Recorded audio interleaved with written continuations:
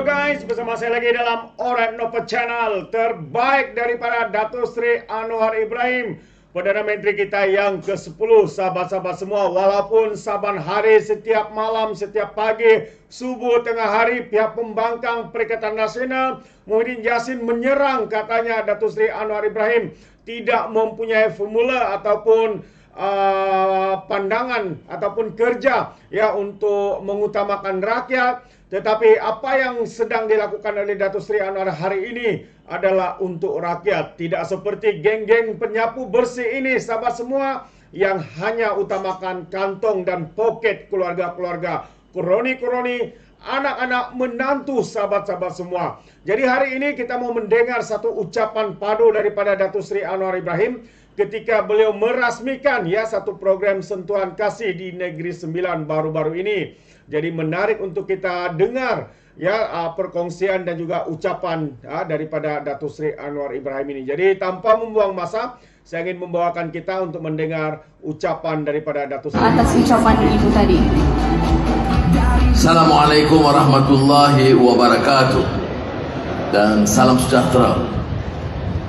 Alhamdulillahillazi arsala rasulahu bil huda wa dinil haqq liyuzhirahu 'ala ad-din kullih wa kafa billahi syahida wa usalli wa usallim ala rasulihil karim wa ala alihi wa sahbihi ajma'in.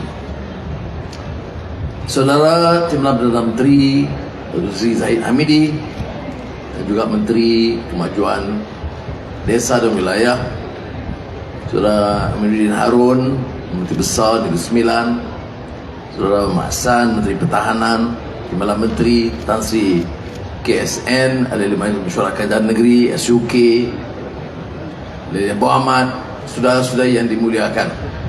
Alhamdulillah pada pagi dan tengah hari ini kita dapat sama-sama menjayakan majlis yang bermakna kerana menyantuni secara langsung rakyat.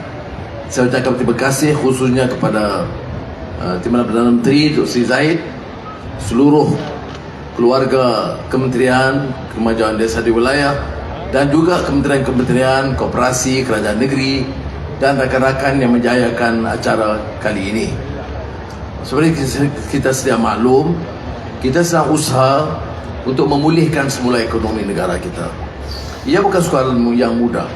Ada orang mengatakan, mengapa kita ceritakan hal yang lalu? Tapi rakyat harus tahu. Kerana kalau kita dengar dalam ceramah-ceramah, dia bagi andaian seperti yang disebut oleh Datuk Seri Zahid, seolah-olah semuanya sudah sempurna. Tidak. Kita kena faham, ekonomi harus dilonjakkan, dipacu dengan kadar yang lebih pantas. Tapi kita warisi ekonomi yang malang. Mana-mana saya terangkan, hutang 1.5 triliun ringgit. Kalau kita sebagai keluarga, kita ada hutang gaji RM5,000 sebulan, hutang 1 juta. Nak pulih itu tidak mudah. Dan ekonomi negara pun kalau kata mengikut pakar ekonomi Adam Smith, macam ekonomi keluarga. Nak faham. Jadi kalau hutang cara tidak bertanggungjawab dulu sampai 1.5 triliun, nak suruh kita selesaikan dalam 1-2 tahun tidak mudah. Kita cuba, insyaAllah. Berapa defisit? Defisit maknanya pendapatan kurang daripada perbelanjaan.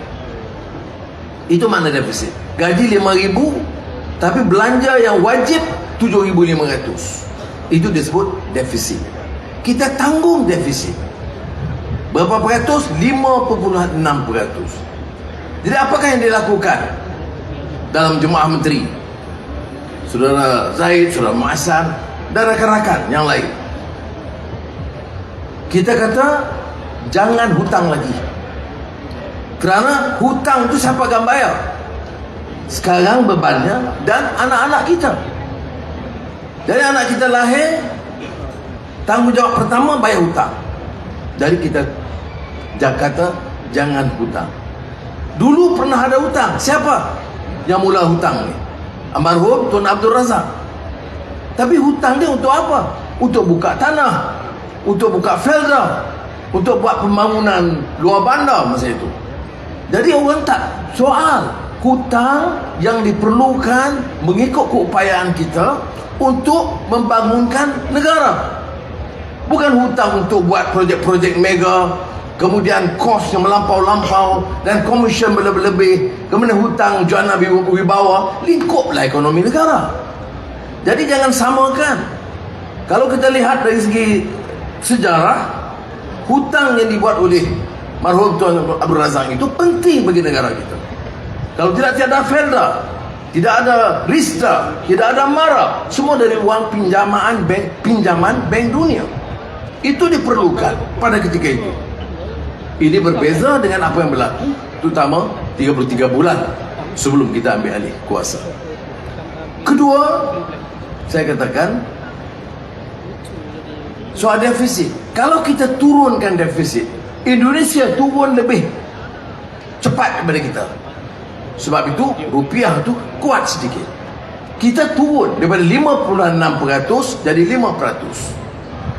Saya sengaja minta kawan-kawan kita termasuk di kampung itu tahu.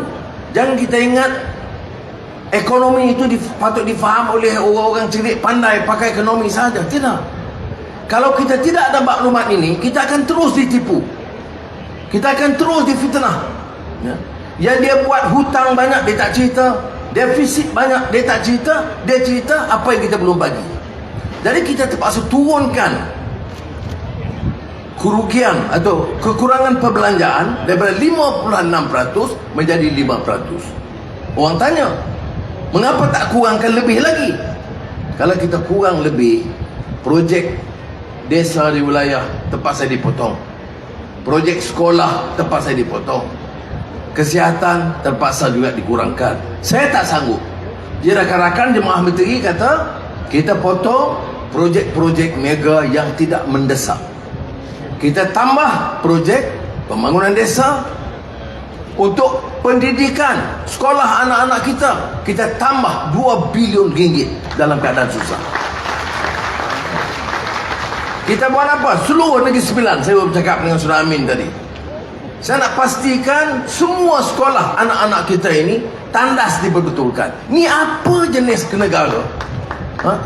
Bercakap soal ekonomi hebat, gaji-gaji menteri, duta-duta khas, semua tinggi-tinggi, tandas sekolah pun tak boleh kita baiki. Sebab tu saya kata, kita mesti selesaikan tahun ini juga semua tandas negara sekolah anak-anak kita. 10 tahun pergi ke sekolah.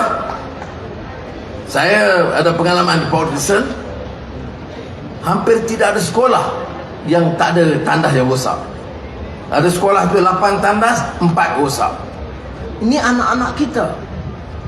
Jadi sebab tu saya kata, kita nak pimpin, kita kena rasa yang sebut tadi, denyut nadi masyarakat.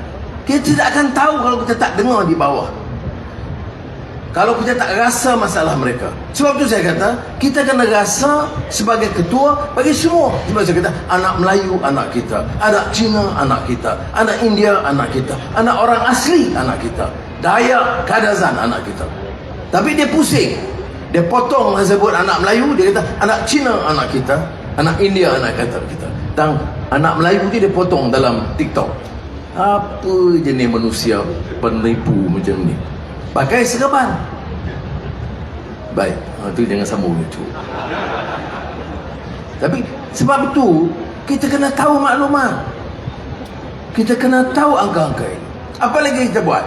Melalui Dr. Zaliha, kita baiki semua klinik-klinik desa. Berapa jumlah? Tambah soal pembaik pulih 1.4 bilion ringgit.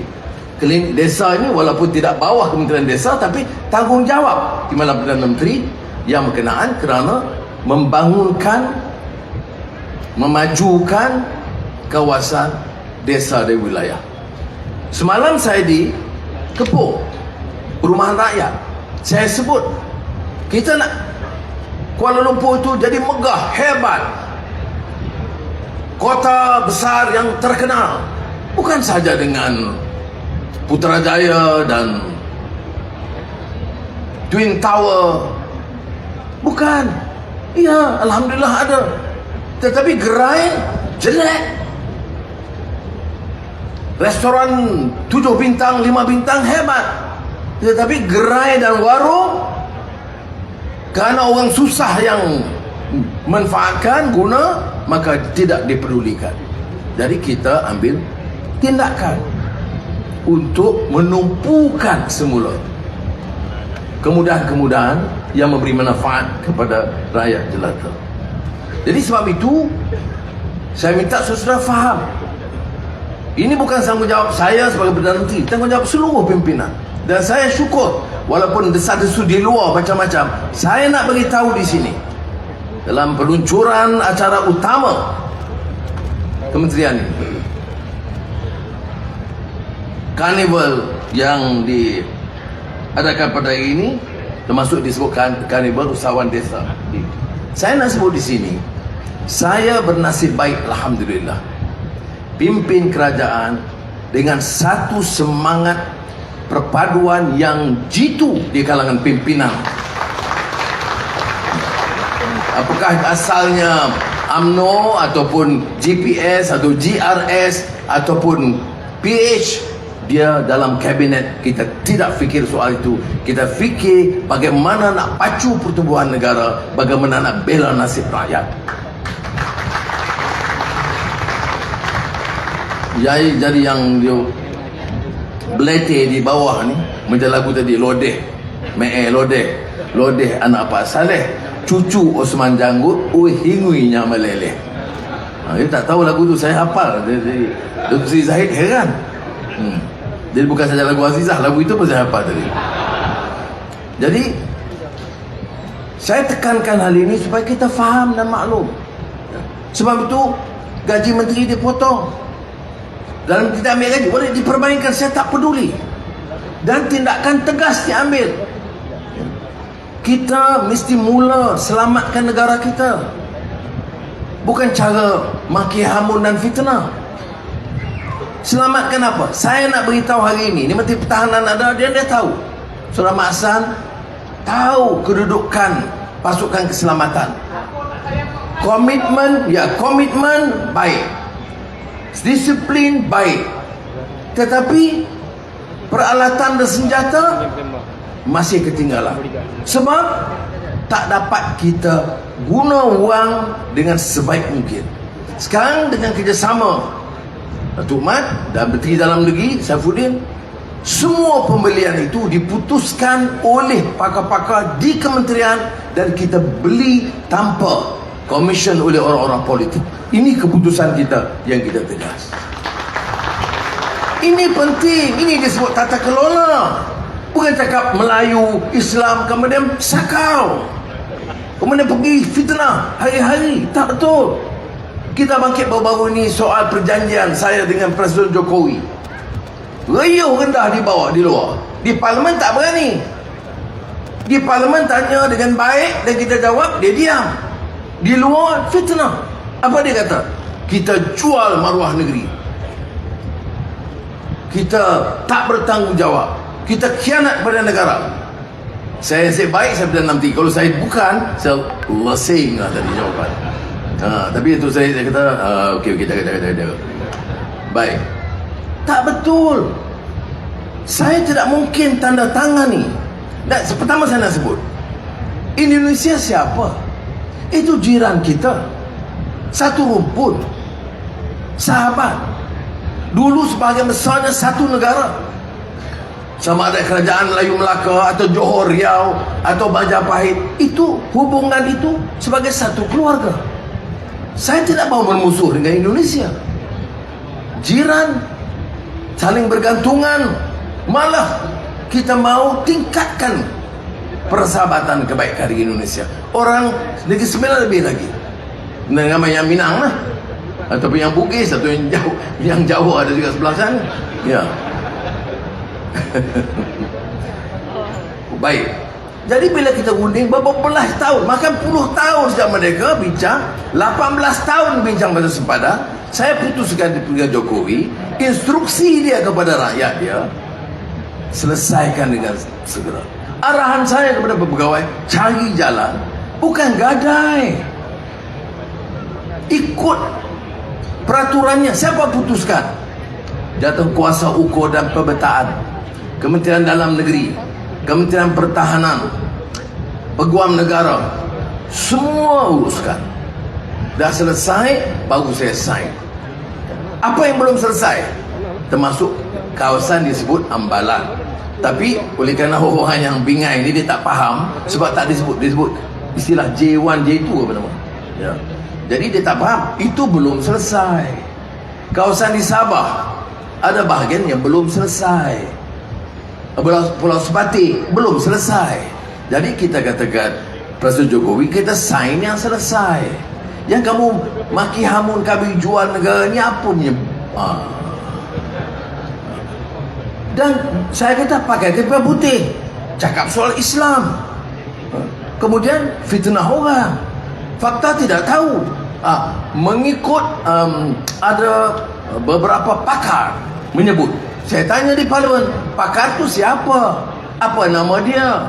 Dia di mana? Naik kabinet. Tidak ada jawapan. Kemudian dia kata bahawa beberapa kawasan kita telah digadai dan dikhianati oleh Perdana Menteri. Kawasan mana? Sempadan di mana? Dia ada. Pulau Sepatik belum selesai. Oh, termasuk Johor. Johor saya cakap sendiri dengan tuanku Bahduli Yang Mulia, tuanku Sultan Johor. Kawasan yang kita tanda tangan ni tak termasuk perbatasan Johor. Dia melepasi sempadan negeri Johor. Ini saya nak tekankan contoh bagaimana fakta itu ditipu oleh orang yang kononnya menggelar diri mereka ustaz atau tok guru. Sebab itu kita rujuk pada fakta. Nak pakai orang politik ini, dengar boleh. Kalau nak tahu betul tak betul, cek fakta. Ini saya sebut. Dan apa kaitan dengan itu, saudara? Kerana orang kemas, Felka, Jakwa dan bahagian pembangunan usaha desa, pejabat KKDW Negeri Sembilan, kerajaan negeri, ini semua mesti menjadi jentera yang bukan saja taat, tapi yang bertanggungjawab dan tahu yang benar dan yang palsu. Jadi saya contoh sempadan ini kerana ini hangat dikeluarkan hari-hari dalam media sosial dengan penuh penipuan dan fitnah. Masa saya jawab ni, timbalan speaker ada di sini, ya. Dan bagi ruang, saya sampai tak berani. Saya kena tanya, minta kebenaran timbalan speaker, boleh ke jawab hal-hal yang tak disebut awal. Dia kata itu bagi ruang. So, saudara, ini masalah kita. Apa tak bolehkah perbezaan politik ini jangan kita jadikan senjata permusuhan, senjata fitnah. Jadikan perbezaan ini untuk bagi cadangan lebih baik. Saya belum dengar lagi apa cadangan lebih baik. Kita kurangkan subsidi elektrik, dia kata kita bebankan rakyat. Kita kurang kepada siapa? Kepada yang guna 1,500 kilowatt satu hari. Siapa yang di sini pakai ini? Tak ada. Yang ada rumah rasmi Perdana Menteri, Perdana, itu masuk 1,500. Jadi 1% saja. Ini yang hadir ini, ibu ni, tak ada seorang pun termasuk naik subsidi elektrik. Tapi kempen dia beban kepada negara. Siapa yang putus nak naik dulu? Kerajaan dulu. Kerajaan Perikatan Nasional buat keputusan, dan keputusan tu ada hitam putih.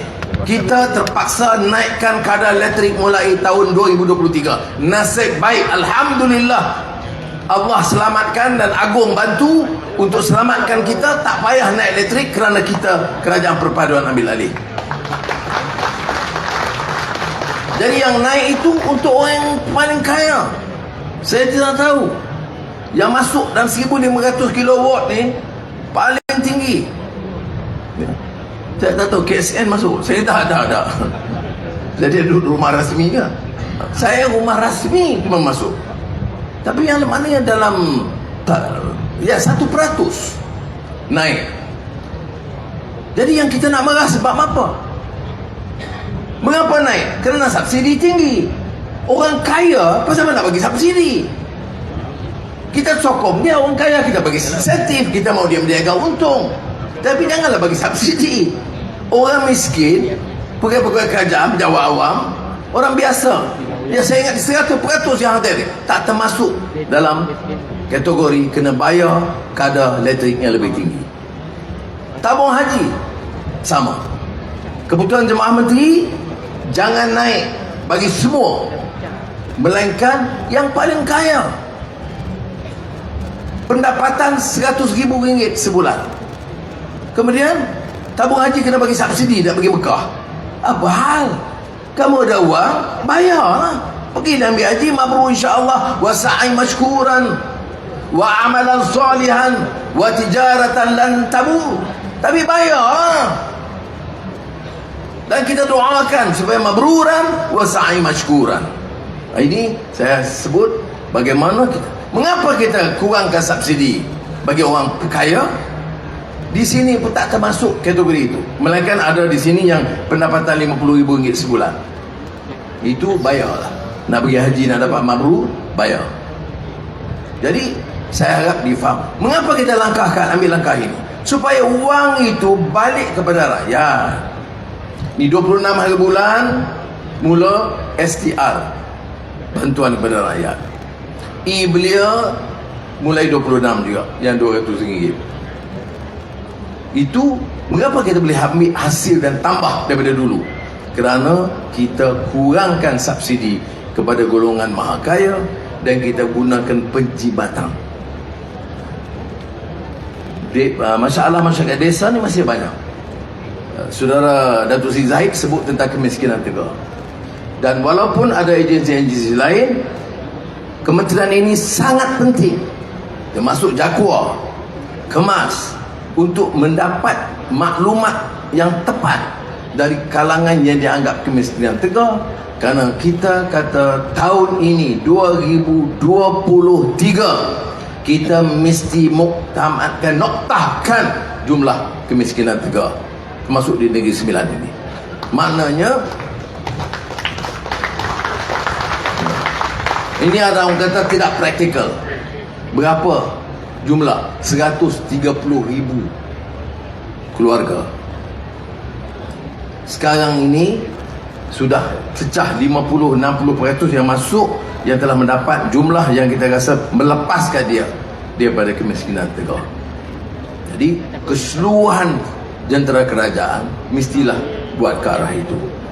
Kalau tidak, kita hanya bincang high speed railway, ECRL, projek mega Twin Tower, Kota Baru, Putrajaya.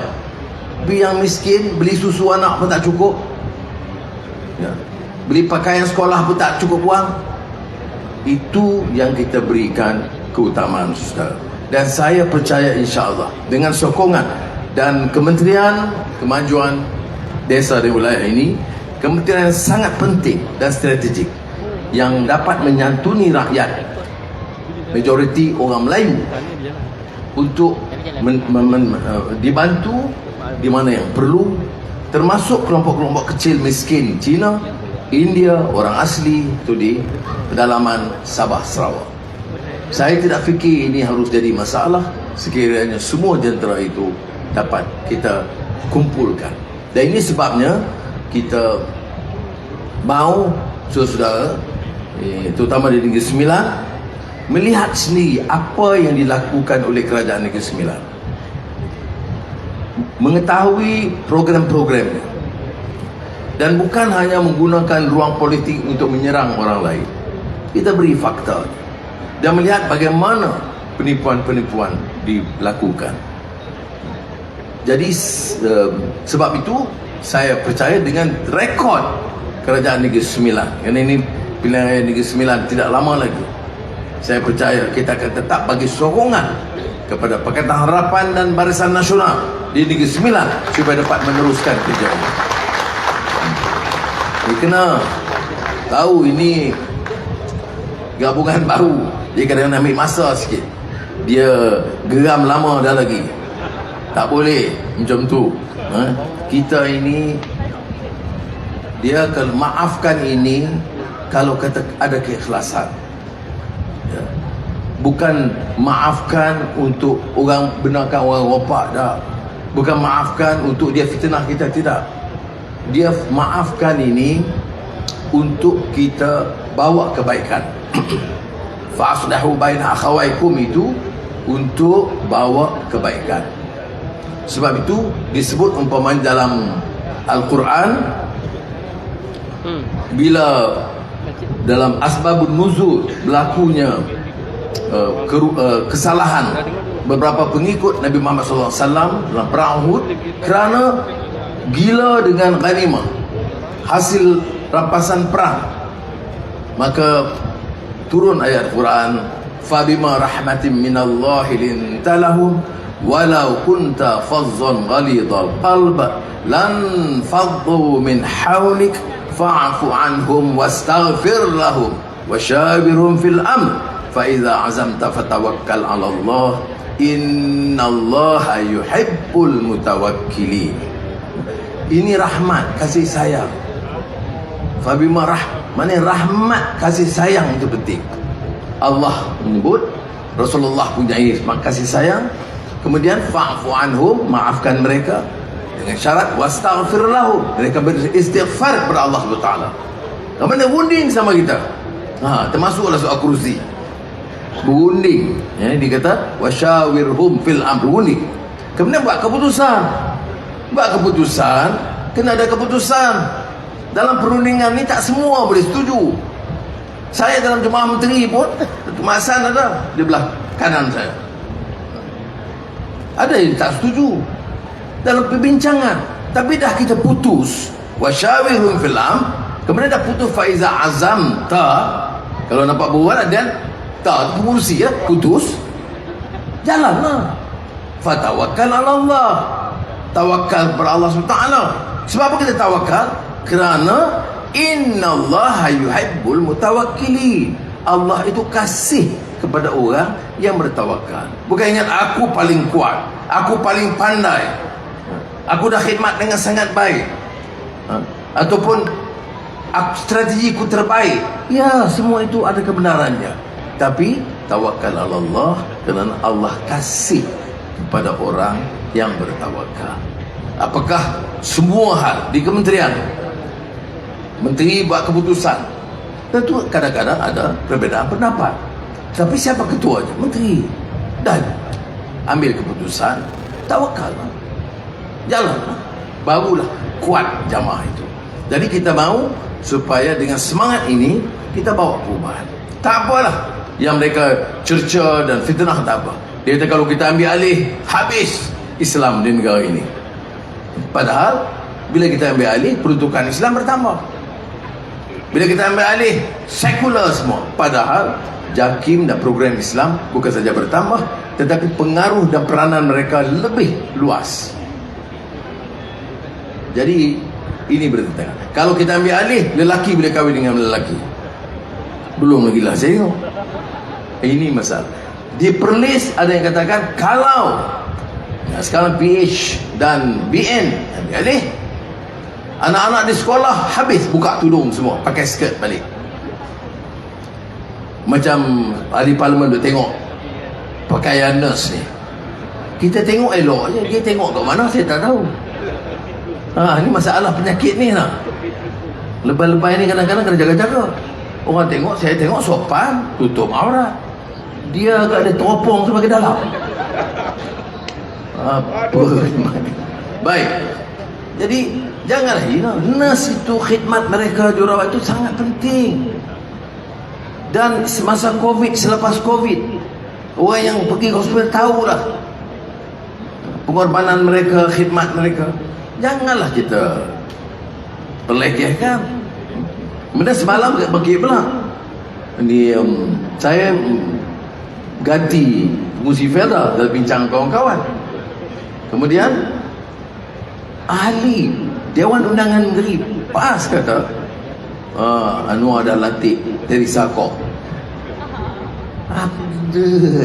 Jadi semalam saya jumpa Tari Sakak, saya kata tahniah lah kamu dah kata, orang kata siapa lantik jadi pengurusi Felda. Jadi kita boleh bergurau lah, tapi yang maksud itu nak fitnah. Ya. Ini dia keadaan dalam negara kita. Jadi fitnah bila dah kena serang kuat, apa minta maaf. Banyak begitu. Jadi mudah-mudahan negara kita diselamatkan. Pertama, selamat dari sakau. Kedua, selamat dari fitnah. Dan untuk tentukan terus selamat, bagilah sokongan kepada kerajaan PAP. Terima kasih. Wassalamualaikum warahmatullahi wabarakatuh. Terbaik itu dia sahabat semua, ucapan padu daripada Datuk Seri Anwar Ibrahim dengan pencerahan-pencerahan dan juga menjawab setiap fitnah-fitnah yang dilontarkan oleh pihak pembangkang Muhyiddin Yassin, geng-geng daripada kaki fitnah nombor 1 dalam negara kita, iaitu Parti PAS, yang juga parti ajaran sesat, kata Muhyiddin Yassin. Sahabat-sahabat semua, itu dia. Dan kita boleh nampak bagaimana kerajaan ini adalah kerajaan yang cakna rakyat, yang prihatin, mengutamakan rakyat. Tapi inilah yang seringkali digunakan oleh pihak pembangkang. Kononnya kerajaan ini hanya mementingkan, hanya pergi ke sana dan ke sini tanpa membuat tanpa membuat menjaga kebajikan rakyat. Itu hanya ungkapan ya yang dilakukan oleh pihak pembangkang yang penuh dusta, fitnah, sahabat-sahabat semua. Itu pandangan saya. Bagaimana pula dengan anda? Jika anda bersetuju, anda boleh berikan komen anda dalam ruangan komen. Tapi ingat, komen dengan cara berhemah, jangan menjadi seperti Walan Walantit, lebay-lebay dan juga geng sapu bersih ya apabila memberikan komen penuh dengan hasutan, kebencian dan juga fitnah melampau. Sepertinya mereka menggunakan otak di lutut ya, bukan otak atas kepala ini. Jadi sampai di sini saja, izinkan saya untuk mengundurkan diri dan seperti biasa, peribahasa mengatakan tapapun kangkap, dua ton keinginan. Dalam bahasa Melayunya, tepuk dada, tanya selera. Sekian daripada Alright Dapat Channel. Saya kita berjumpa lagi dalam info dan update yang seterusnya. Sekian. Bye-bye.